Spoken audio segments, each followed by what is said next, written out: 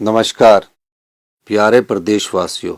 हिमाचल प्रदेश के 55वें पूर्ण राज्यत्व दिवस की पूर्व संध्या पर मैं सभी प्रदेशवासियों को हार्दिक शुभकामनाएं और बधाई देता हूं। इस शुभ अवसर पर मैं आप सभी को नव वर्ष की भी हार्दिक बधाई देता हूं।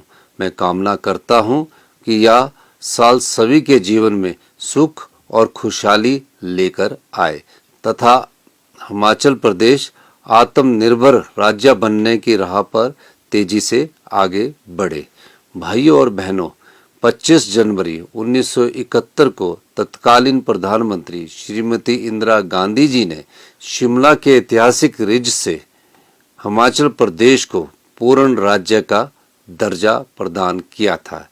इसी के साथ देश के मानचित्र पर हिमाचल 18वें राज्य के रूप में अस्तित्व में आया। हिमाचल प्रदेश को पूर्ण राज्य का दर्जा दिलाने में समस्त प्रदेशवासियों का भरपूर सहयोग और बेमिसाल योगदान रहा। इसमें हिमाचल निर्माता और प्रथम मुख्यमंत्री डॉक्टर यशवंत सिंह परमार की भूमिका उल्लेखनीय रही। नाम मात्र संसाधनों के साथ अपनी विकास यात्रा शुरू करने वाला यह पहाड़ी राज्य आज जिस मुकाम पर पहुंचा है, उसमें डॉक्टर परमार का योगदान हम सभी के लिए प्रेरणादायक है, जिसे हमेशा गौरव और सम्मान के साथ याद किया जाएगा। आज के इस शुभ अवसर पर मैं उन्हें नमन करता हूं तथा सभी के प्रयासों से प्रेरित होकर हिमाचल को नई ऊंचाइयों पर ले जाने का अपनी सरकार का संकल्प दोहराता हूं। प्रिय प्रदेशवासियों, हमारी सरकार ने 11 दिसंबर 2022 को जन सेवा का बीड़ा उठाया। मेरी सरकार के लिए सत्ता सुख का नहीं बल्कि सेवा का साधन है। पिछले 2 वर्षों में हमने एक और जहां हिमाचल को आत्मनिर्भर और सबसे समृद्धशाली राज्य बनाने की दिशा में समर्पित प्रयास किए हैं, वहीं राजनीतिक और आर्थिक चुनौतियों के साथ साथ इतिहास की सबसे बड़ी प्राकृतिक आपदा का भी मजबूती के साथ सामना किया है। पिछली सरकार हिमाचल प्रदेश पर 75,000 करोड़ रुपए से अधिक का कर्ज तथा कर्मचारियों की देनदारियों के रूप में लगभग 10,000 करोड़ रुपए का आर्थिक बोझ विरासत में छोड़ गई है। भाजपा सरकार के खराब वित्तीय प्रबंधन के कारण आज हिमाचल को कर्ज का मूल और ब्याज चुकाने के लिए भी कर्ज लेना पड़ रहा है। व्यवस्था परिवर्तन के संकल्प के साथ महत्वपूर्ण वित्तीय सुधार लाते हुए हमने 1 वर्ष के भीतर संशोधित आबकारी नीति लागू कर 2,631 करोड़ रुपए का अतिरिक्त राजस्व अर्जित किया है। शराब की दुकानों की नीलामी से 485 करोड़ रुपए का राजस्व अर्जित किया है और मिल्क सेस से 145 करोड़ रुपए कमाए। हमने प्रदेश के हितों की अदालतों में पूरी मजबूती के साथ पैरवी की है, जिसकी बदौलत कई मामलों में निर्णय हिमाचल के पक्ष में आए हैं। प्रदेश में साल 2023 में आई अभूतपूर्व प्राकृतिक आपदा से उभरने के लिए हमारी सरकार ने सीमित संसाधनों के बावजूद प्रभावित परिवारों को 4500 करोड़ रुपए का विशेष राहत पैकेज दिया। प्रिय प्रदेशवासियों, मुझे यह बताते हुए खुशी हो रही है कि विधानसभा चुनाव के दौरान हमने लोगों से किए 10 वायदों में से 6 को पूरा कर लिया है। मंत्रिमंडल की पहली ही बैठक में पुरानी पेंशन बहाल करने का निर्णय लिया गया, जिससे प्रदेश के 1,36,000 सरकारी कर्मचारियों को लाभ मिला है। ओपीएस बहाल करने वाला हिमाचल प्रदेश पहला राज्य बना है। प्रदेश में 7,355 से अधिक सेवानिवृत्त कर्मचारियों को ओपीएस के अंतर्गत पेंशन मिलनी आरंभ हो गई है। महिलाएं स्वाभिमान के साथ जीवन यापन कर सके, इसके लिए हमारी सरकार ने इंदिरा गांधी प्यारी बहना सुख सम्मान निधि योजना आरंभ की है। चरणबद्ध तरीके से पात्र महिलाओं को 1500 रुपए की सम्मान राशि प्रदान की जा रही है। शिक्षा के स्तर में सुधार के लिए हमारी सरकार ने विशेष पहल की है। हमने सभी सरकारी स्कूलों में पहली कक्षा से इंग्लिश मीडियम शुरू करने की गारंटी को पूरा किया है। सभी 68 विधानसभा क्षेत्रों में अत्याधुनिक तकनीक व उपकरणों से युक्त Rajiv Gandhi day boarding school स्थापित किए जा रहे हैं। डॉक्टर वाई.एस. परमार विद्यार्थी ऋण योजना के अंतर्गत देश विदेश में शिक्षा के लिए विद्यार्थियों को 1% ब्याज पर ऋण दिया जा रहा है। हमने युवाओं के लिए 680 करोड़ रुपए की राजीव गांधी स्वरोजगार स्टार्टअप योजना शुरू की है, जिससे ई टैक्सी खरीदने के लिए 50% अनुदान दिया जा रहा है। सरकारी कार्यालयों में 5 वर्षों के लिए लीज पर ई टैक्सियों का संचालन किया जाएगा। पहले चरण में लगभग 200 युवाओं को ई टैक्सी परमिट प्रदान करने का लक्ष्य रखा गया है। प्राकृतिक पद्धति से उगाए गए गेहूं को 40 रुपए और मक्की को 30 रुपए प्रति किलोग्राम के न्यूनतम समर्थन मूल्य पर खरीदा जा रहा है। प्राकृतिक खेती को बढ़ावा देने के उद्देश्य से प्राकृतिक रूप से उत्पादित मक्की से तैयार हिमभोग हिम मक्की आटा लॉन्च किया गया है। प्रदेश के 1508 किसानों से 399 मीट्रिक टन मक्की की खरीद समर्थन मूल्य पर की जा चुकी है तथा किसानों के बैंक खातों में 1 करोड़ 20 लाख रुपए हस्तांतरित किए गए हैं। पशुपालकों की आय में वृद्धि करने के लिए हमने गाय के दूध पर न्यूनतम समर्थन मूल्य 32 रुपए से बढ़ाकर 45 रुपए प्रति लीटर किया है। इसी प्रकार भैंस के दूध को 47 रुपए से बढ़ाकर 55 रुपए प्रति लीटर किया गया है। हिमाचल प्रदेश गेहूं, मक्की और दूध की खरीद पर न्यूनतम समर्थन मूल्य प्रदान करने वाला देश का पहला और एकमात्र राज्य है। कांग्रेस के प्रतिज्ञा पत्र की छठी गारंटी पूरा करने तथा लघु किसानों और पशुपालकों को लाभ प्रदान करने के लिए 300 रुपये प्रति क्विंटल की दर से जैविक खाद और बर्मी कंपोस्ट खरीदने की योजना शुरू की गई है। विधवा, बेसहारा, तलाकशुदा महिलाओं और दिव्यांग माता पिता के बच्चों को मुफ्त शिक्षा और स्वास्थ्य लाभ सहित अन्य सुविधाएं प्रदान करने के उद्देश्य से राज्य में इंदिरा गांधी सुख शिक्षा योजना शुरू की गई है। इसके अंतर्गत 5145 लाभार्थियों को 1 करोड़ 38 लाख रुपए वितरित किए जा चुके हैं। इस योजना से लगभग 23,000 बच्चों को लाभ मिल रहा है। हमने बागवानी क्षेत्र को विस्तार प्रदान करने के लिए 1292 करोड़ रुपए की HP शिवा परियोजना भी शुरू की है। इसके अंतर्गत 6000 हेक्टेयर क्षेत्र में अमरूद, संतरे, लीची और प्लम जैसे फलों की खेती को बढ़ावा प्रदान कर 15,000 किसान परिवारों को प्रत्यक्ष रूप से लाभान्वित किया जाएगा। हाल ही में मैंने अपने निजी आवास पर लगे सभी बिजली मीटरों पर मिलने वाली सब्सिडी छोड़ने का फैसला लिया है। मैंने प्रदेश के सभी साधन संपन्न लोगों से भी अपील की है कि वे भी सरकार के प्रयासों में भागीदार बने और हिमाचल के विकास के लिए सब्सिडी को स्वेच्छा से छोड़ दे। ग्रामीण आर्थिकी को मजबूत बनाने के लिए प्रदेश सरकार गंभीर प्रयास कर रही है। शिमला जिले के दत्तनगर में 50,000 लीटर प्रतिदिन क्षमता का मिल्क प्रोसेसिंग प्लांट आरंभ किया गया है।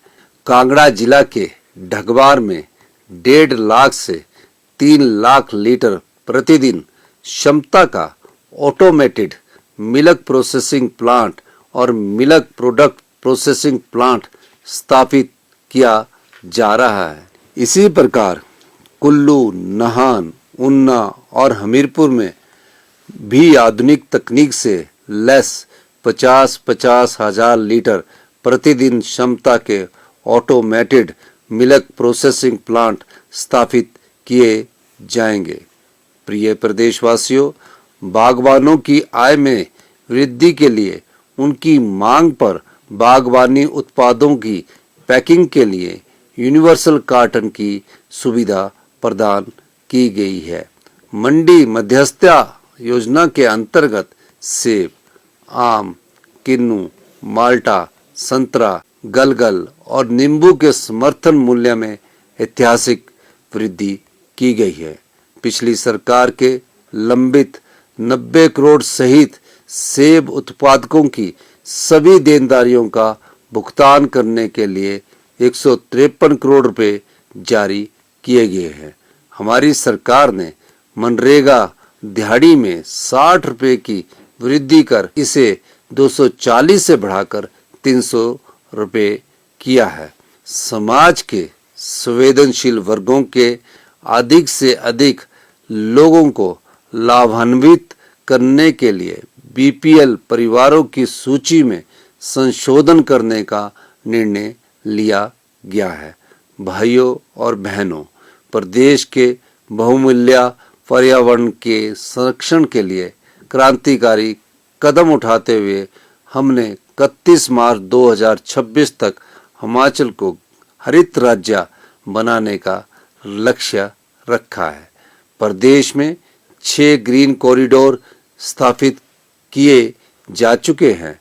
जिला चंबा में प्रदेश के पहले ग्रीन हाइड्रोजन मोबिलिटी स्टेशन का निर्माण कार्य जारी है।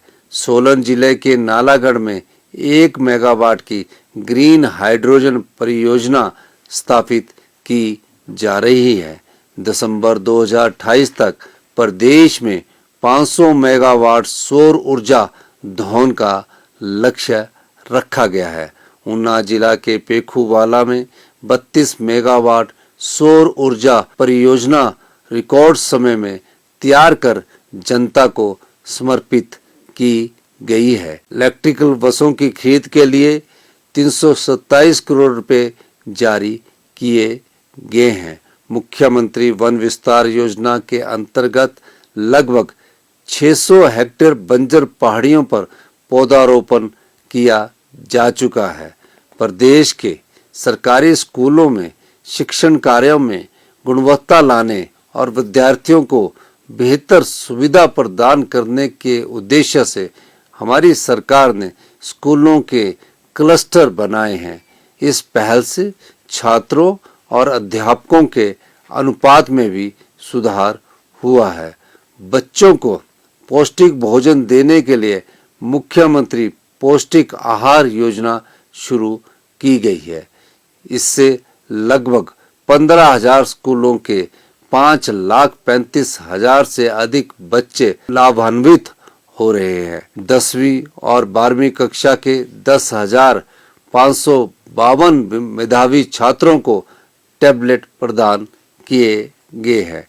राज्य में 850 शिक्षा संस्थानों को उत्कृष्ट संस्थान का दर्जा दिया गया है। प्रदेश के 6,297 प्राइमरी स्कूलों में प्री प्राइमरी कक्षाएं आरंभ की गई है।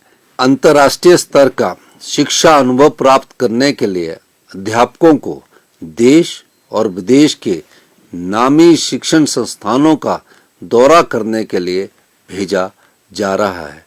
प्रदेश में 69 आदर्श स्वास्थ्य संस्थान बनाए जा रहे हैं।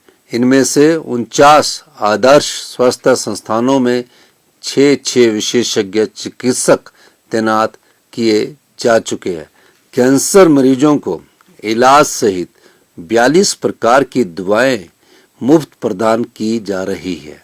आईजीएमसी शिमला में नए कैंसर हॉस्पिटल भवन और ट्रॉमा सेंटर का लोकार्पण किया गया है।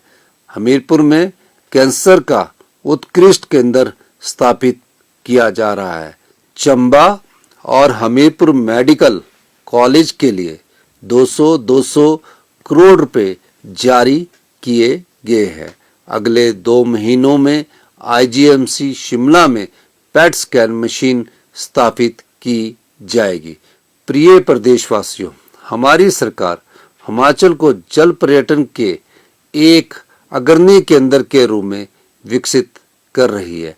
गोविंद सागर सहित अन्य जलाशयों में पहली बार cruise, shikara, house boat, hitech motor boat, jet ski और वाटर स्कूटर सहित आधुनिक सुविधाएं विकसित की जा रही है।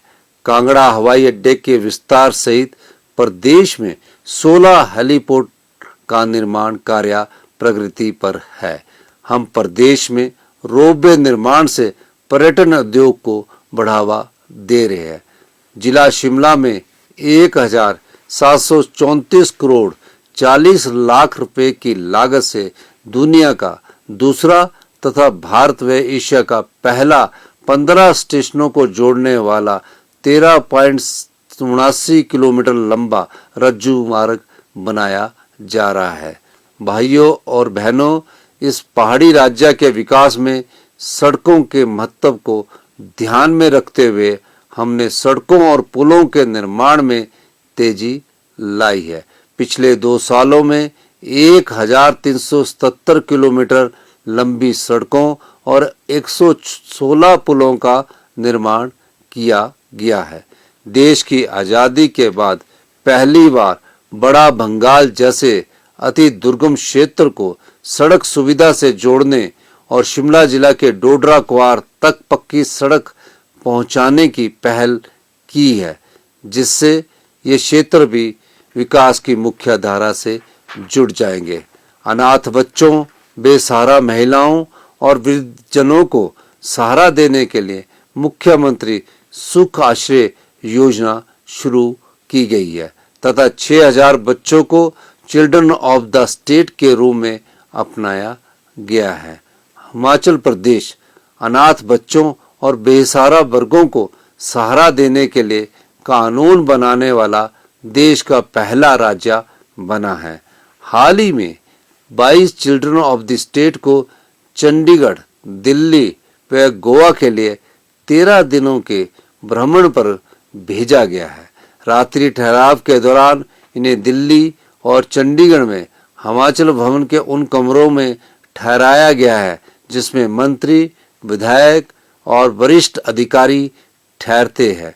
गोवा में उनके लिए 3 स्टार होटल की व्यवस्था की गई। भाइयों और बहनों, वर्तमान में 8,18,000 लोगों को सामाजिक सुरक्षा पेंशन दी जा रही है। हमने पिछले 2 वर्षों में पेंशन के 76,000 से अधिक मामले स्वीकृत किए हैं। भवन एवं अन्य सन्निर्माण कामगार कल्याण बोर्ड से पंजीकृत पात्र विधवाओं, एकल, निराश्रित एवं दिव्यांग महिला श्रमिकों को गृह निर्माण के लिए 3 लाख रुपए की वित्तीय सहायता का प्रावधान किया गया है। मुख्यमंत्री कन्यादान योजना के अंतर्गत 4800 बेटियों को 24 करोड़ 20 लाख रुपए की वित्तीय सहायता और मुख्यमंत्री शगुन योजना के अंतर्गत 13,799 बेटियों को 42 करोड़ 78 लाख रुपए की आर्थिक मदद दी गई है। हमारी सरकार ने कर्मचारियों और पेंशनरों को महंगाई भत्ते की 3 किश्तों में 11% डीए का भुगतान किया है। प्रदेश में पुलिस कर्मचारियों की डाइट मनी को भी 210 रुपये से बढ़ाकर 1,000 रुपया किया गया है। प्रदेश में पहली बार तहसील और उप तहसील स्तर पर विशेष राजस्व अदालतों का आयोजन किया गया। वर्षों से लंबित पड़े राजस्व मामलों का समाधान होने से उन सभी लोगों को बड़ी राहत मिली है, जिन्हें वर्षों तक भूमि से जुड़े मामलों की सुनवाई के लिए सरकारी कार्यालयों के चक्कर काटने पड़ते थे। युवाओं को नशावृत्ति के चुंगल से बचाने के लिए राज्य सरकार कड़े कदम उठा रही है। युवाओं के नशा मुक्ति एवं पुनर्वास के लिए राज्य स्तरीय सलाहकार बोर्ड गठित करने का निर्णय लिया गया है। भाइयों और बहनों, हमारी सरकार ने युवा खेल प्रतिभाओं को प्रोत्साहित करने के लिए राष्ट्रीय और अंतर्राष्ट्रीय खेल प्रतियोगिताओं के विजेता खिलाड़ियों को पुरस्कार राशि में उल्लेखनीय वृद्धि की है। हाल ही में प्रदेश के 21 अंतर्राष्ट्रीय पदक विजेताओं को 14 करोड़ 77 लाख रुपए की इनाम राशि प्रदान की गई है। खिलाड़ियों की डाइट मनी व यात्रा सुविधा में भी वृद्धि की गई है। प्रदेश के दूर दराज इलाकों में रहने वाले लोगों को अपने छोटे छोटे काम करवाने के लिए जिला मुख्यालय या राज्य सचिवालय आने की जरूरत न पड़े और उनके धन व समय की बचत हो। इस सोच के साथ हमने सरकार गांव के द्वार कार्यक्रम की शुरुआत की है। मैं खुद दुर्गम क्षेत्र डोडरा-क्वार और कुपवी के गांव में गया और लोगों की समस्याओं का समाधान करने के लिए वहां रात्रि ठहराव किया। मेरे मंत्रिमंडल के सहयोगी भी इस कार्यक्रम का हिस्सा बन रहे हैं ताकि अधिकारियों की मौजूदगी में लोगों की समस्याओं का तेजी से समाधान हो और दुर्गम क्षेत्रों में विकास को नया आयाम दिया जा सके। मैं आपको विश्वास दिलाता हूं कि प्रदेश के विकास और जन कल्याण के हमारे संकल्प में हर बाधा को पार किया जाएगा। हमारी सरकार हिमाचल प्रदेश को आत्मनिर्भर और सबसे समृद्धशाली राज्य बनाने के लिए लगातार प्रयास कर रही है। मुझे पूरा भरोसा है कि इस संकल्प को पूरा करने में आप सभी प्रदेशवासियों का भरपूर सहयोग आने वाले वर्षों में भी मिलता रहेगा। मैं एक बार फिर आप सभी का हमारी सरकार को अपार समर्थन, सहयोग और स्नेह देने के लिए आभार व्यक्त करता हूं। मैं आप सभी को विश्वास दिलाता हूं कि हिमाचल प्रदेश तथा प्रत्येक हिमाचल के नागरिक की उन्नति, विकास और कल्याण के लिए हम पूर्ण समर्पण और निष्ठा से काम करते रहेंगे। एक बार पुनः आप सभी को पूर्ण राज्योत्सव दिवस की हार्दिक बधाई। जय हिंद, जय हिमाचल।